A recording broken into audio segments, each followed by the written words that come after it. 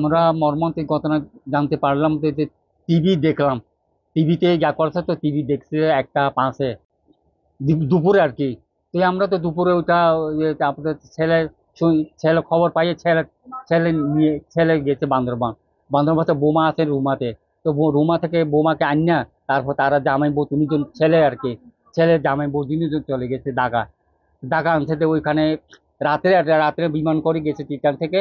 ওইখানে ঢাকা বিমান করে গেছে বলে প্রায় 12:30 মতো ওইখানে মানে পৌঁছে।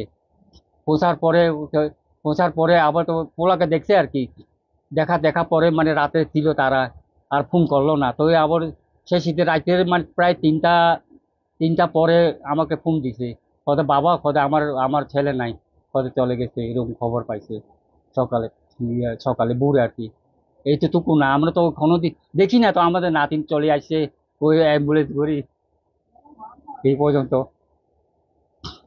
আর তো বিকালে আসবে আর কি, বিকাল দেখবে আর কি। লেখাপড়া তো জানেন, ঢাকার লেখাপড়া অনেক ব্যস্ততা, তো সেই কারণে সে আসতে পারে না এখানে। তবে এই বাবার সাথে যেটা দেখা হইলো আমাদের এই কি বলবো সাংরাইয়ে, বিজুতে আসছিল আমার বাবার সাথে দেখা। তো বাবার সাথে দেখা হলো, কিন্তু ছোটবেলা থেকে ও এভাবে চলে যাবে, তো এই জন্য মনে হতো যে অন্যরকম একটা, তার চাল চলন অন্যরকম। যারা দেখে বলে এই ছেলেটা একদম মানে অনেক স্মার্ট, অনেকটা ভালো ছেলে, লেখাপড়ার প্রতি অনেক মনোযোগ ছিল। তবে আমার বড় ভাইয়ের খুব ইচ্ছে ছিল যে ছেলেকে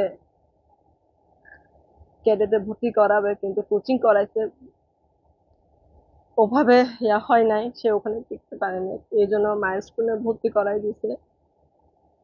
আহ, আমরা এই খবরটা পাওয়ার পর আসলে বলার ভাষায় খুঁজে পাচ্ছি না।